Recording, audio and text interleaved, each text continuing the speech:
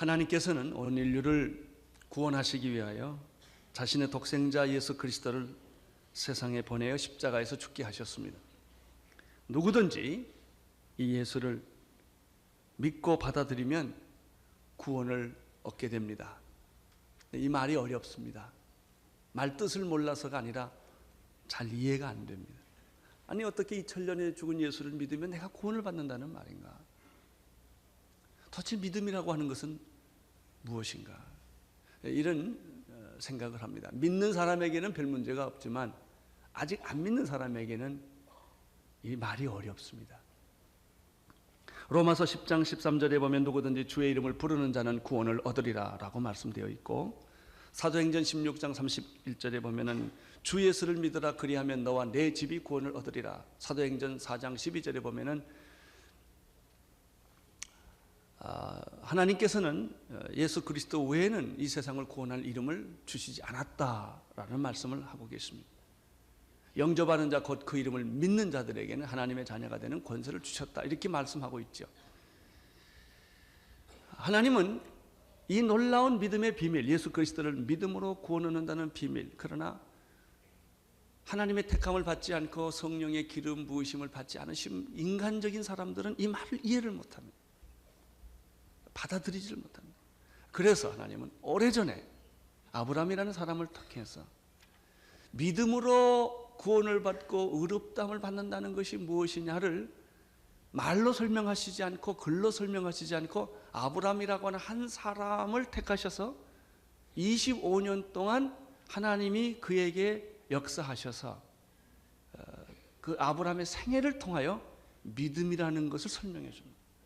그것이 창세기 12장 이후에 나타나는 아브라함의 믿음의 이야기입니다. 우리는 이 아브라함의 생애를 통하여 믿음이란 무엇인가, 하나님이 원하는 그런 믿음은 무엇인가, 왜 어떻게 믿음이 예수를 믿음으로 우리는 구원을 받는가라는 말을, 이 아브라함의 생애를 쭉 훑어보면 나도 모르게 그걸 알게 되는 것입니다. 그래서 우리는 창세기 12장을 시작합니다. 12장 1절 함께 보시겠습니다. 시작. 여호와께서 아브라함에게 이르시되 너는 너의 본토 친척 아비의 집을 떠나 내가 내게 지시할 땅으로 가라. 이 12장 이후에 아브라함의 생애에 통해서 나타나는 것은 믿음의 한 작은 시작을 보여줍니다. 다 보여주지는 못합니다. 그러나 우리는 아브라함의 생애를 통하여 어떻게 하나님이 아브라함에게 믿음을 주셔서 믿음의 사람으로 만들어가는가 하는 그 과정을 보게 될 것입니다. 왜냐하면 아브라함은 처음부터 믿음이 없는 사람이었기 때문입니다. 믿음이 없는 사람, 하나님을 모르는 사람에게 하나님이 찾아가 주셔서 아브라함에게 믿음을 주십니다. 그러니까 아브라함은 얼마나 많이 실패했겠어요? 얼마나 실수를 했겠습니까? 얼마나 많은 좌절을 했겠습니까? 믿음을 갖기 위해서. 그 실패, 실수, 좌절이 여러분이 경험한 것이고 내가 경험하는 거예요. 그럼에도 불구하고 아브라함 같은 보통 사람, 믿음이 없는 사람이라 할지라도 하나님이 택하셔서 믿음의 조상까지 영광스럽게 예수 그리스도의 비밀을 깨닫는데 자리까지 가게 해 주십니다. 그 시작이 1절이에요. 이 1절의 말씀은 할 얘기가 너무나 많은 절이고 믿음에 대해서 많은 것을 암시해 주는 그런 말입니다. 첫째는 12장 1절에 보면 믿음이라고 하는 것은 하나님이 아브라함을 찾아감으로 시작되는 것이다 라는 걸 볼 수 있습니다. 이 말을 다른 말로 말하면 아브라함이 믿음이 있어서 하나님을 만난 게 아니다라는 거예요. 믿음의 주인은 내가 아닙니다. 내가 믿지만 믿음을 주시는 분은 하나님이십니다. 그래서 안심하시기를 바랍니다. 여러분 믿음 없어도 걱정하지 마십시오. 믿음을 주시는 분은 하나님이시기 때문에 내 노력으로 내 의지로 믿음을 갖는 게 아니에요. 믿음은 하나님이 주시는 특별한 은총이에요. 특별한 은총이에요. 믿음의 대상은 인간이 아니다라는 뜻입니다. 믿음의 대상은 천지를 창조하시고 나를 지으신 하나님이 나의 믿음의 대상이고 예배의 대상이죠. 인간은 믿음의 대상이 될 수가 없다는 거예요. 그럼에도 불구하고 많은 사람들이 인간을, 돌멩이를 믿음의 대상으로 본다. 12장 1절에서 우리가 또 한 가지 배우는 것은 믿음은 언제 시작되는가? 말씀을 들음으로 시작된다는 것입니다. 하나님이 아브라함에게 찾아가서 무슨 말씀을 했어요. 이 말씀은 씨와 같은 것입니다. 말씀은 생명과 같은 것입니다. 이 말씀이 내게 접촉될 때 하나님에 대해서 눈을 뜨게 되는 것이고 하나님을 믿는 믿음이 시작되는 것입니다.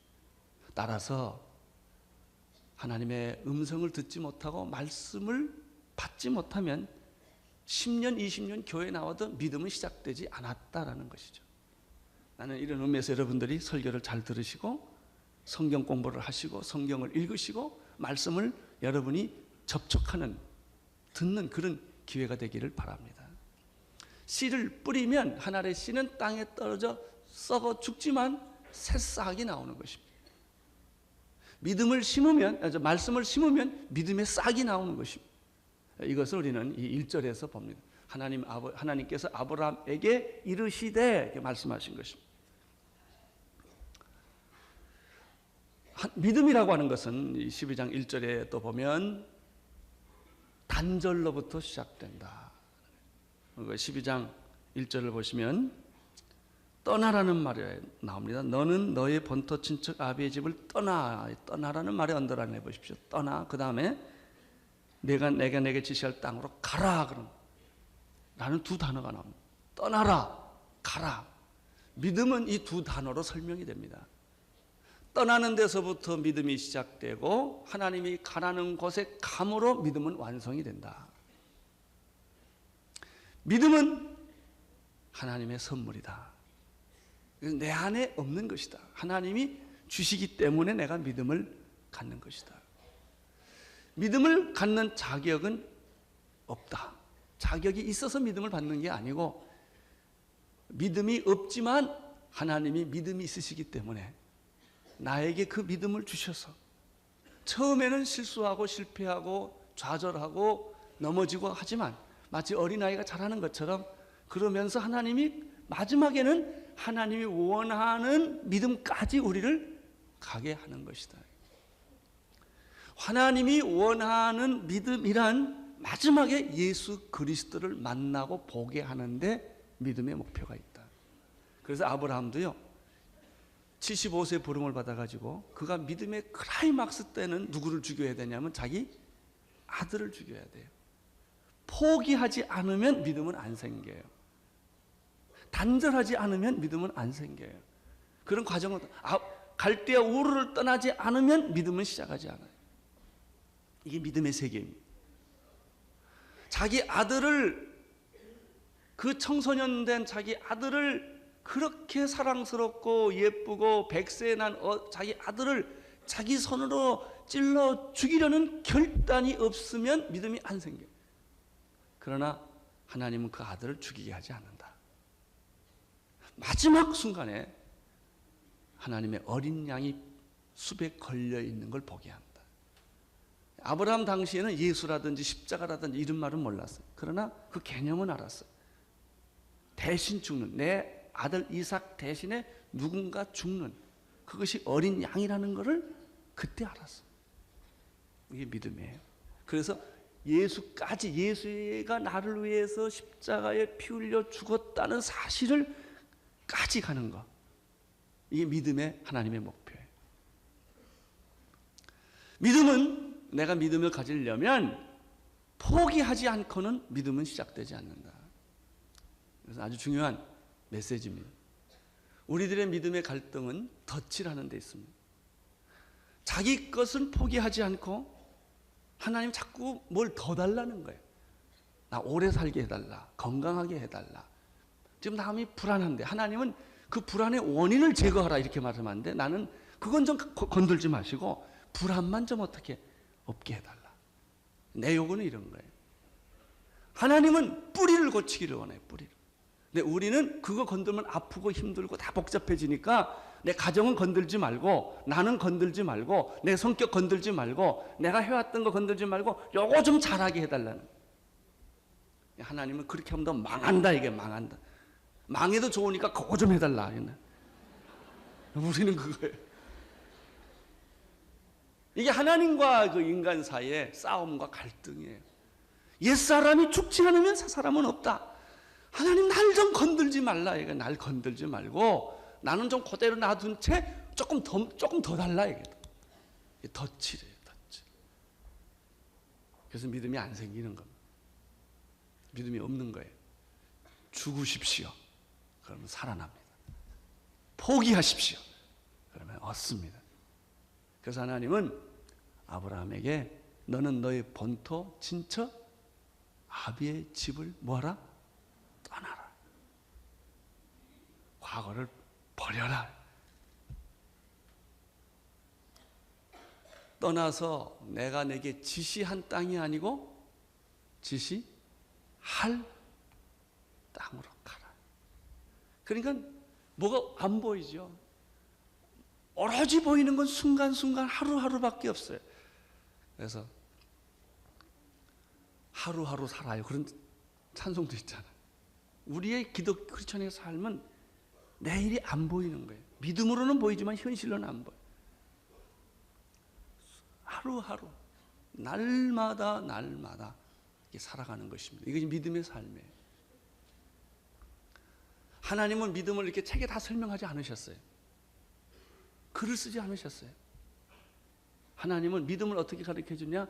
너의 삶을 통해서 너 죽을 때까지 매일매일 내가 믿음을 보여줄 것이다. 그래서 크리스천의 삶은요, 매일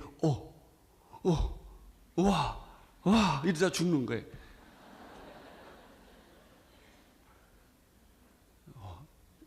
매일매일 새로운 하나님이에요. 한 번도 경험해보지 않았던 새로운 사건이기 때문에 믿음을 다 아는 사람 없어요. 하나님을 다 아는 사람이 없어요. 목사님 설교하는 나도 내가 지금 요즘 만나는 하나님은 너무 새로운 분이세요. 옛날에 만났던 분이 아니세요. 또 새로우신 분. 그것이 믿음의 세계입니다. 너는 너의 본토 친척 아비의 집을 어떻게? 떠나라. 사랑하는 성도 여러분, 죽으세요. 포기하세요. 이런 얘기, 고전적인 얘기가 하나 있잖아요. 자기 집에 굉장히 참 소중한 고려자기가 하나 있었는데 가보고 자기 집에 재산이 이래요. 근데 자기 집에 사랑스러운 아이가 장난하다 손을 거기다 집어넣는데 안 빠지는 거예요. 들어가기는 하루가 걸리고 이틀이 걸려도 뭐 안 빠져. 이게 손이 점점 부어오고 할 수 없어서 고려자기보다는 아들이 소중하니까 고려자기를 깨기로 결정을 했어요. 그래서 깨서 보니까 주먹 쥐고 있는 거예요. 왜? 거기 구슬 하나가 있으니까.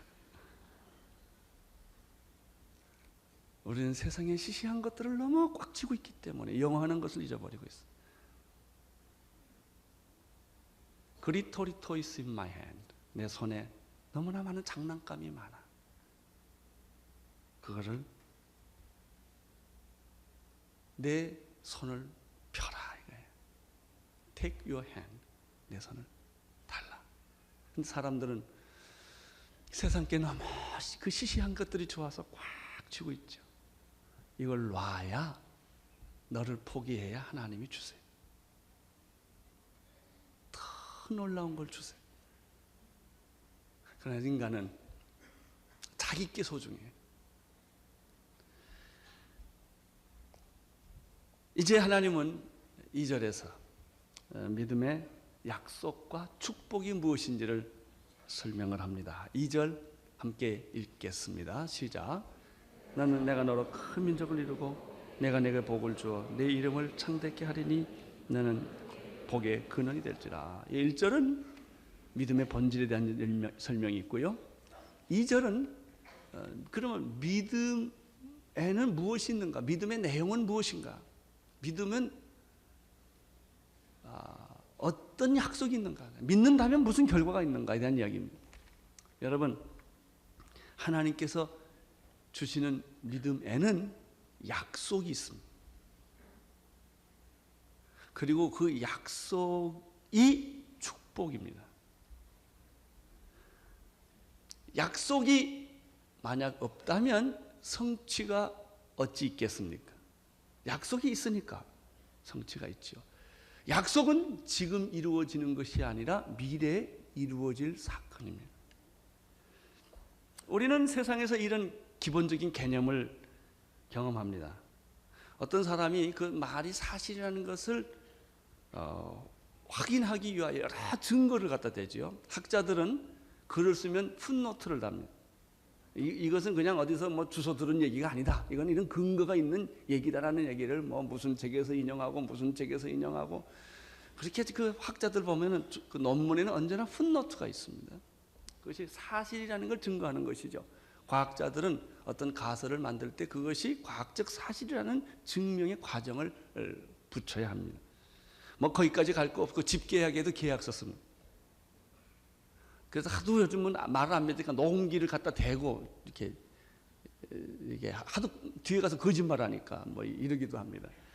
이게 이제 약속이 있기 때문에 이행을 움직이는 것입니다. 은행에서 돈을 얻으려도 담보를 제공합니다. 약속과 보장이 없다면 아무도 믿으려고 하지 않고 투자하려 하지를 않을 것입니다. 해외에 있는 많은 기업가들이 한국에 지금 돈을 투자하지 않으려는 것은 미래가 불안하기 때문에, 약속이 없기 때문에. 이 약속이 이렇게 중요한 것입니다. 믿음은 바라는 것들의 실상이요 보이지 않는 것의 증거입니다. 믿음은 현재 내 손 안에 있는 게 아니에요. 미래에 이루어질 일들이죠. 그러니까 믿음에 약속이 없다면 우리는 믿기가 어려울 거예요. 하나님께서 그래서 약속을 하십니다. 그 약속은 지금 이루어진 것은 아니지만 믿음에는 뭐가 있다? 약속이 있다. 믿음에는 뭐가 있다? 축복이 있다는 것입니다. 2절에는 어떤 약속이 있는가? 3가지가 있습니다. 첫째는 내가 너로 큰 민족을 이루어 주겠다라는 약속입니다. 그런 축복입니다. 두 번째는 내게 복을 주어 내 이름을 창대케 하겠다는 약속과 축복입니다.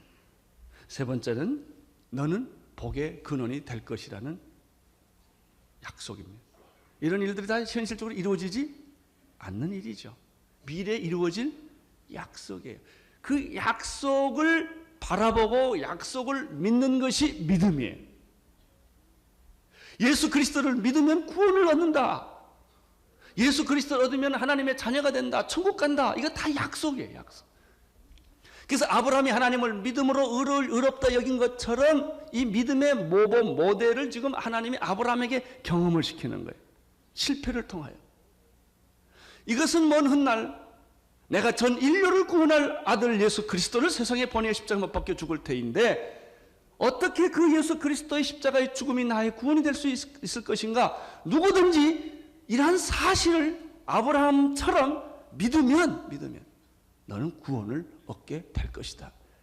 이 약속은 반드시 이루어지는 것이다 라는 것을 보여주기 위하여 지금 아브라함을 하나님이 택하셔서 한 생애에 그 믿음의 비밀들을 보여주게 되는 것입니다. 여러분들이 만약에 아브라함의 생애에 믿음이 생기는 과정을 면밀하게 추적하고 과정을 겪게 된다면 22장에서 아브라함의 생애가 클라이막스에 올 때 여러분, 이게 믿음이구나. 내가 예수를 믿어서 구원받는다는 것이 이렇게 확실한 거구나 라는 것을 여러분이 알게 될 거예요.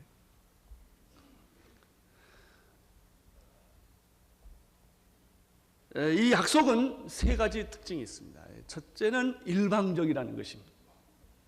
아브라함이 요구했거나 요청해서 주신 게 아니고 하나님이 아브라함을 택한 것도 일방적이고 하나님이 아브라함에게 떠나라고 말씀하는 것도 의논해서 한 게 아니고 일방적이고 내가 그렇게 믿음을 순종하면 믿음은 순종에서 시작되는 것인데 순종하면 내가 이러한 약속을 보장해 주마, 개런티하마. 이런 약속은 너에게 축복이 될 것이다 라는 약속과 축복을 주시는데 이게 다 일방적입니다. 일방. 하나님의 은혜는 일방적이에요. 불가항력적입니다. 여러분에게 하나님이 일방적으로 밀어붙이는 거예요. 여러분의 조건을 따지고 여러분의 형편을 따지고 여러분의 말을 듣고 했다면 구원받을 사람이 하나도 없습니다. 여러분의 믿음이 생길 때까지 하나님이 기다린다면 하나님의 수염은 한참 길어졌을 거예요. 왜? 인간은 그런 존재가 아니네. 사랑받을 만한 존재가 아니고 깨닫고 하나님 앞에 회개하고 나가는 그런 존재가 아니기 때문에 여러분이 하나님을 모를 때라도 하나님은 여러분을 사랑하시고 여러분이 하나님께 반응이 없을지라도 하나님은 신실하시고 실수가 없으신 그분은 끊임없이 여러분을 사랑하셨단 말이죠. 지금까지. 그래서 이 약속은 일방적이라는 사실을 우리는 알게 됩니다. 또 한 가지 하나님이 주신 믿음의 약속은 상상하기가 어렵다는 거예요. 너무나 인간의 경험으로는 이해할 수 없는 엄청난 약속을 주신 거예요. 내가 여러분들에게 몇 억 주겠다면 이해할 거예요. 그러나 1000억을 주겠다 그러면 여러분 개념이 안 올 거예요. 그렇잖아요. 그건 내가 늘 일상생활에 쓰는 개념이 아니기 때문에 그래요. 상상할 수 없는 개념이기 때문에. 개인의 삶에 있어서 마찬가지죠.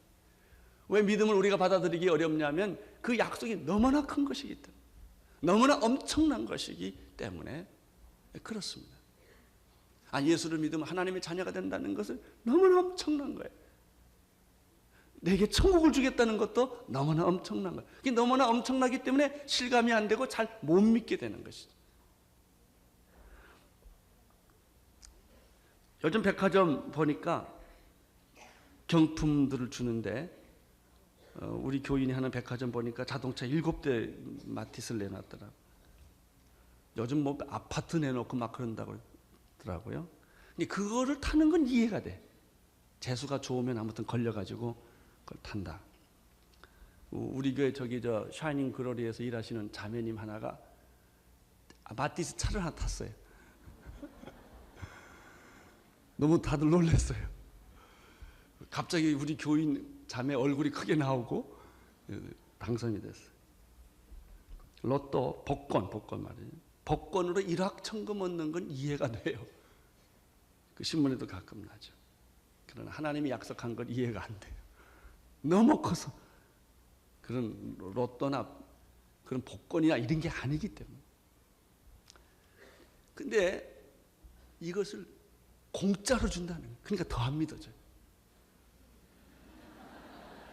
믿기만 하면 준다니까 잘 안 믿어져요.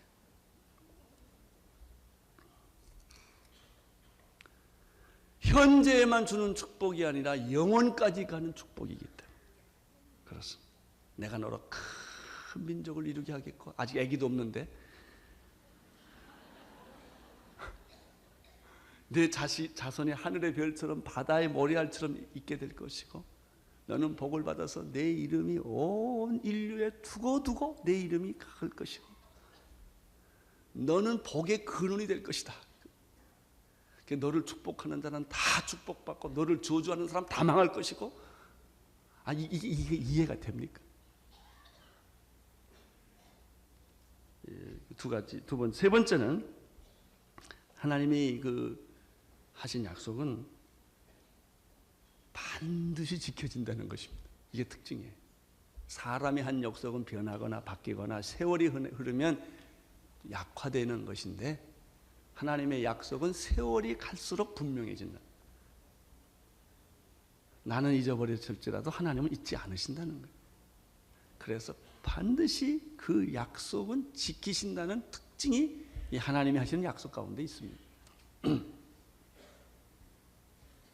이제 하나님께서 아브라함에게 갈대아 우르에 사는 보통 평범한 한 사람, 별로 특징이 있거나 특별한 영웅도 아닌 그런 사람에게 하나님은 찾아가 주셔서 내가 너 아들을 삼겠다, 내가 너를 택하겠다, 내가 너를 축복의 기원으로 만들겠다, 믿음의 조상으로 만들겠다 라고 시작을 하셨어요. 세 가지 약속을 조금 더 깊이 생각해 보겠습니다. 첫 번째 하신 믿음의 약속은 내가 너로 큰 민족을 이루어 주겠다는 것입니다. 역사는 수없이 변합니다. 한 문명은 태어나고 한 문명은 사라집니다. 한 국가는 탄생하고 한 국가는 사라집니다. 한 민족은 역사 후에 태어났다가 영원하지 않습니다. 그 민족은 곧 없어지게 됩니다. 그것이 로마 문화요, 헬라 문화요, 그것이 이집트 문화요, 그것이 모든 역사 고대에 있었던 다 문화들은 다 사라지고 말았습니다.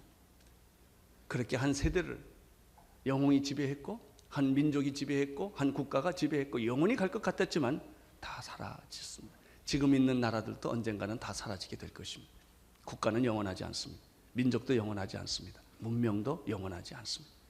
2조500년 고려, 신라, 중국의 모든 청나라, 이런 모든 조는 지금 다 없어지고 만 것입니다.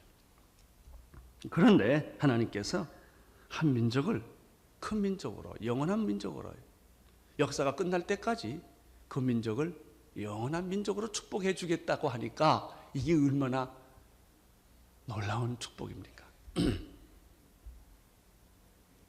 이 하나님이 내가 너로 너희 자신 날 거고 너 자손은 한 민족이 생길 것이고 그 민족은 크고 영원할 것이다, 이런 축복이에요. 그렇습니다. 우리는 이 민족을 가리켜 이스라엘이라고 말합니다. 그래서 이스라엘 민족은 로마와 달리 지금까지 생존해 있습니다. 그럼 이스라엘 민족이 영원할 거냐? 아니에요. 그 이스라엘 민족 안에서 태어날 메시아 예수 그리스도, 그분의 나라가 영원하다는 것입니다. 그분의 나라는 하나님 나라까지 간다는 것입니다. 하나님은 메시아를 이 세상에 보내기 위하여 한 민족을 만드십니다. 그 민족을 하나님이 구별하고 선택을 합니다. 그래서 구별된 민족, 선택된 민족이라고 합니다. 그러나 그 민족은 자기 민족에서 메시아가 나올 것을 그 민족은 몰랐습니다. 메시아가 태어났을 때 그 민족은 메시아를 죽였습니다. 그렇지만 하나님의 약속은 이루어지고 있는 것입니다. 내가 너로 뭘 이루겠고? 큰 민족을 이루겠고.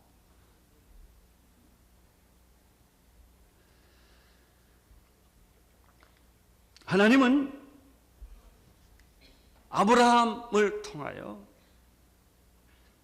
이제 큰 민족을 만드시고 그 민족은 메시아를 통하여 전 세계를 구원하게 되는 이런 놀라운 비밀이 이 말 한마디에 숨겨져 있는 것입니다. 로마서 4장 1절부터 3절에 이런 말씀의 내용을 이렇게 정리하고 있습니다. 그런즉 육신으로 우리의 조상된 아브라함이 무엇을 얻었다 하리요?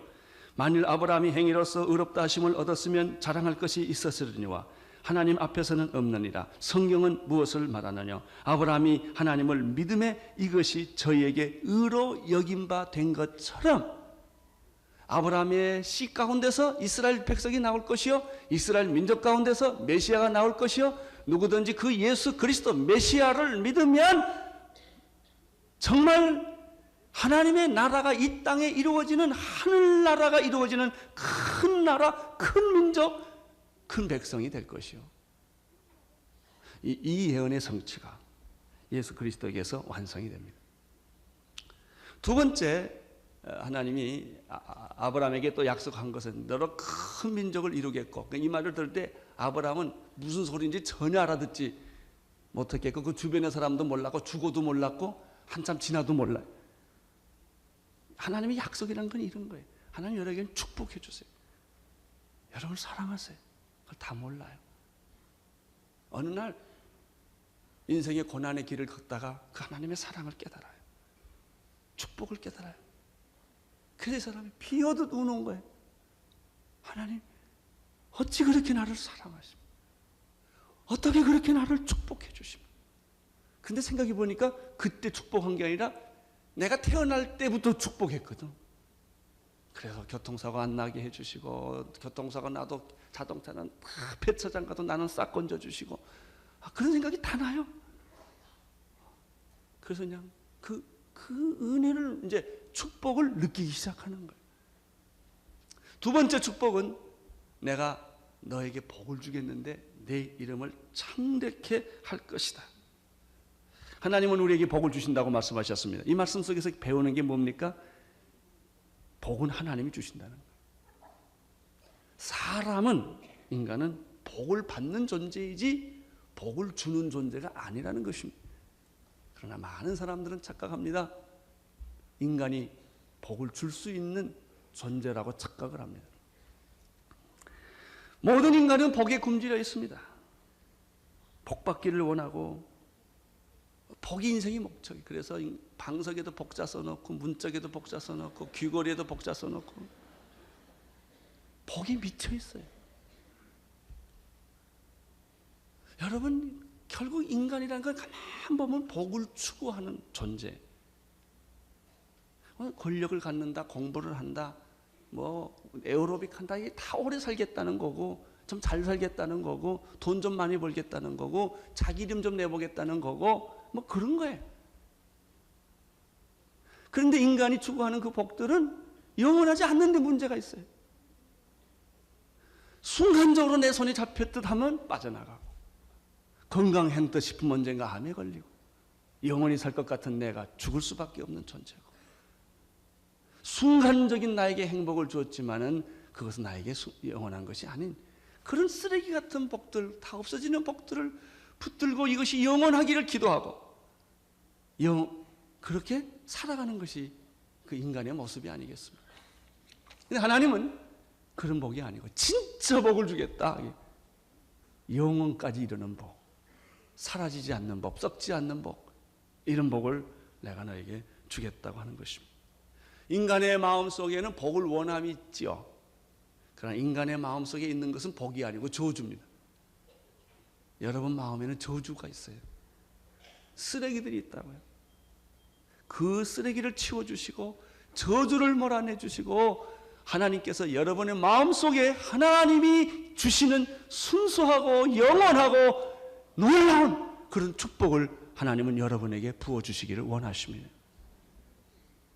내가 너에게 복을 주겠고, 믿음의 결국은 이런 복을 받는 것입니다. 복 중에 복은 예수 그리스도이십니다. 영원히 죽어야 할 존재가 예수 그리스도를 믿음으로 영원히 살게 되었고, 어둠 속에서 절망하고 미워하고 질투하고 시기하고 갈등하며 살아야 될 존재가 예수 그리스도를 맞이함으로 마음에 빛이 생기고 사랑이 생기고 용서가 생기고 내 인생이 변하는 이런 참 놀라운 복이에요. 여러분, 복 중의 복은 내가 변하는 거예요. 뭘 얻는 게 아니에요. 내가 변하는 것입니다. 이분이 예수 그리스도이십니다. 하나님께서는 아브라함에게 내가 너에게 복을 주어 내 이름을 창대케 하시겠다 라고 하신 이 축복의 내용은 예수 그리스도에게 완성이 되는 거예요. 아브라함을 통하여 이스라엘 민족을 만드시고, 이스라엘 민족을 통하여 그 자손 중에 아브라함과 다윗의 자손 예수 그리스도께서 태어나게 하시고, 예수 그리스도로 말미암아 온 인류가 구원을 받고, 예수 그리스도로 말미암아 어둠이 변하여 빛이 되고, 죽음이 변하여 생명이 되고, 미움이 변하여 사랑이 되는 이 놀라운 기적 같은 역사가 내 안에서 이루어질 수 있다는 거예요. 할렐루야. 내가 너에게 복을 주었어. 내 이름을 어떻게 한다고요? 창대케 하리라. 그 민족의 이름이 드러나게 되리라. 내 이름을 창대케 하리라는 말씀은 빌립보서 2장 5절 이하에서 응답이 되는데, 여기 이런 말이 있습니다. 너희 안에 이 마음을 품으라. 곧 그리스도 예수의 마음이니 그는 근본 하나님의 번체시나 하나님과 동등됨을 취할 것으로 여기지 아니하시고, 오히려 자기를 비워 종의 형체를 가져 사람들과 같이 되었고, 사람의 모양으로 나타나셨음에 자기를 낮추시고 죽기까지 복종하셨으니 곧 십자가에 죽으심이라. 잘 들으세요. 이러므로 하나님께서 그를 지극히 높여 모든 이름 위에 뛰어난 이름을 주사 하늘에 있는 자들과 땅에 있는 자들과 땅 아래에 있는 자들로 모든 무릎을 예수의 이름에 꿇게 하시고, 모든 입으로 예수 그리스도를 주라 시인하여 하나님 아버지께 영광을 돌리게 하셨느니라. 여러분, 예수의 이름보다 더 높은 이름이 어디 있습니까? 이 이름 위에 뛰어난 이름을 주사 그 이름이 온 인류에 널리 퍼지게 할 것이며, 모든 입으로 그 이름을 찬양하게 할 것이며, 모든 무릎으로 그 이름 앞에 무릎 꿇게 하는 분이 예수 그리스도이십니다. 여러분들이 다른 데 안 가지고 교회 와서 여러분의 입술로 예수를 찬양하고 여러분의 무릎으로 예수께 나가는 이 놀라운 일이 아브라함이 죽은 지금에도 일어나고 있다는 말이죠. 내가 너에게 복을 주어 내 이름을 창대케 하리라는 말은 아브라함의 이름을 세상에 전파하겠다는 그런 뜻이 아니에요. 이스라엘 민족 자체 하나를 이렇게 하겠다는 것이 아니요. 그 중에 태어난 예수 그리스도. 그 이름은 뛰어난 이름이요 놀라운 이름이요 만민에게 선포될 이름이요 누구든지 그 이름을 믿는 자는 구원을 얻는 이 놀라운 영광을 주는 예언이 여기 있는 거예요. 믿음에는 예언이 있다. 약속이 있다. 이 약속은 반드시 이루어진다. 약속은 반드시 성취된다. 이 약속은 불가능한 일들이다. 인간이 상상할 수 없는 그런 축복들로 가득 찬 그 약속들인데 그 약속들이 어떻게 아브라함의 자손에서 일어날 수가 있겠는가? 어떻게 이스라엘 백성 중에서 이런 일들이 일어날 수 있겠는가? 맨날 팔레스타인에서 싸우고 이러는데 말이죠. 아니 그런 뜻이 아니에요. 아브라함의 자손, 다윗의 자손, 예수 그리스도의 세계라. 여기에서 너희 자손이 이름이 창대케 될 것이요 위대하게 하게 될 것이다. 이것이 바로 믿음의 약속이에요. 약속. 믿음에는 뭐가 있다? 약속이 있다. 이것은 하나님이 일방적으로 주시는 것이다. 이것은 인간이 복권이나 이런 걸로 얻어질 수 있는 게 아니고 인간의 자기 힘으로는 근본적으로 얻기에 불가능한 그런 약속들이다. 이런 약속들을 예수 그리스도를 통하여 나는 너희들에게 주겠다. 그 이름은 온 세상에 퍼지게 될 것이다. 할렐루야.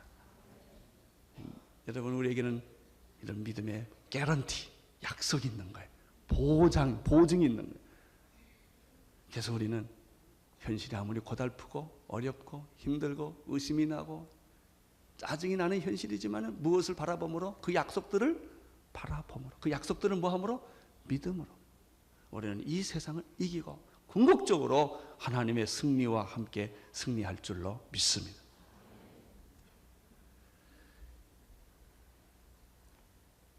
이 셋째는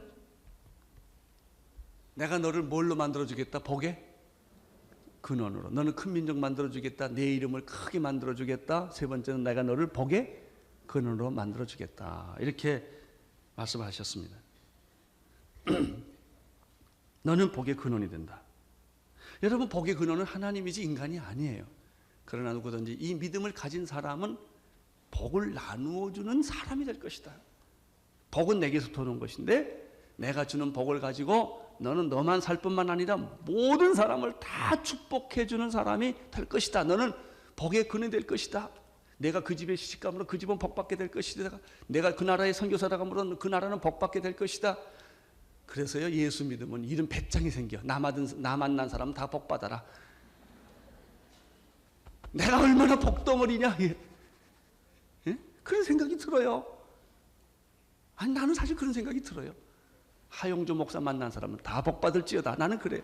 나하고 악수한 사람 다 복받을지어다. 그냥 이게 왜냐하면 하나님의 복이 내한테 왔으니까. 그 복은 내가 당신에게 돈을 주게 떡을 줄 거예요. 나는 예수를 준다고요. 이 예수를 줌으로 말미암아 여러분들은 다 구원을 받고 복 받을 것이고 우리 선교사님들이 가는 민족은 다 복 받을 것이고 다 구원 받을 것이고 그런 거예요. 이게 복의 근원이에요. 여러분의 자녀는 복 받을 것이고 내 집에서 태어난 아들은 복 받을 것이고 왜냐? 내가 맨날 기도하니까. 내 딸은 복 받을 것이고 내가 복의 근원이 된다 그런 얘기. 복의 근원이 된다. 그런데 이 복의 근원이 된다는 말을 3절에서 좀 더 설명을 해요. 자, 3절을 보십시오. 시작. 너를 축복하는 자에게는 내가 복을 내리고 너를 저주하는 자에게는 내가 저주하리니 땅의 모든 족속이 너를 인하여 복을 얻을 것이다. 와, 이건 진짜 와야.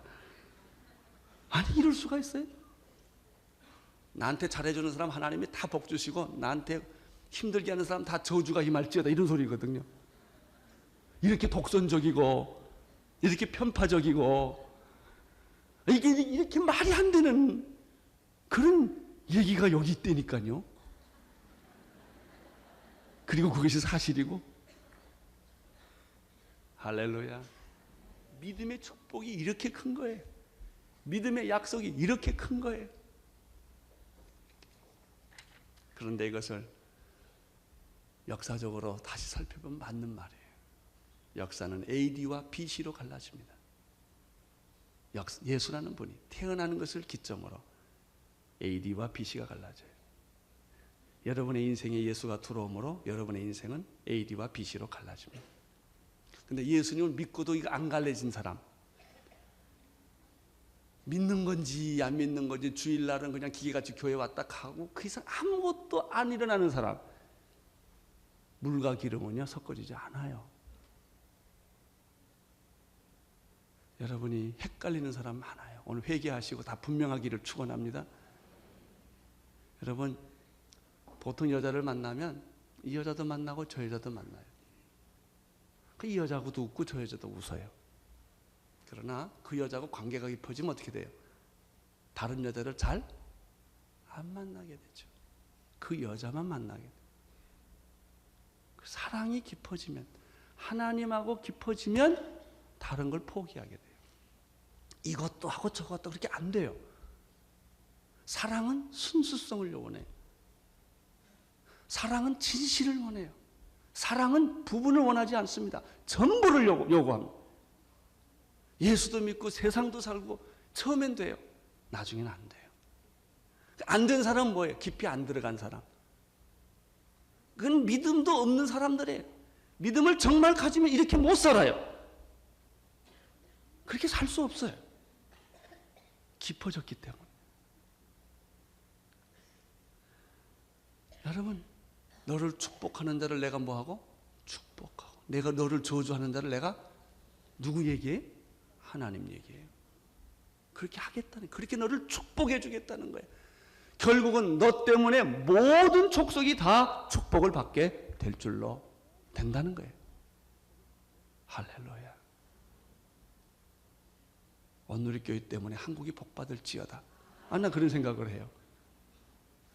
왜? 2,000명 선교사가 나가니까, 10,000명의 사역자들이 다 나갈 거니까, 그들이 나가서 하는 일은 예수 그리스도를 이야기할 거니까, 예수 그리스도가 가는 것이 복이니까, 그것이 구원이니까, 그것이 영생이니까. 할렐루야. 믿음에는 뭐가 있다? 약속들이 있다. 믿음에는 축복이 기다리고 있다. 그래서 하나님은 아브라함에게 믿음의 여행을 시키는 겁니다. 기도하겠습니다. 하나님 아버지, 우리도 믿음의 여행을 하게 하시고 예수 그리스도를 통하여 받은 이 약속과 축복들을 많은 사람들에게 나누어주는 복의 근원들이 되게 하여 주옵소서. 예수님 이름으로 기도합니다.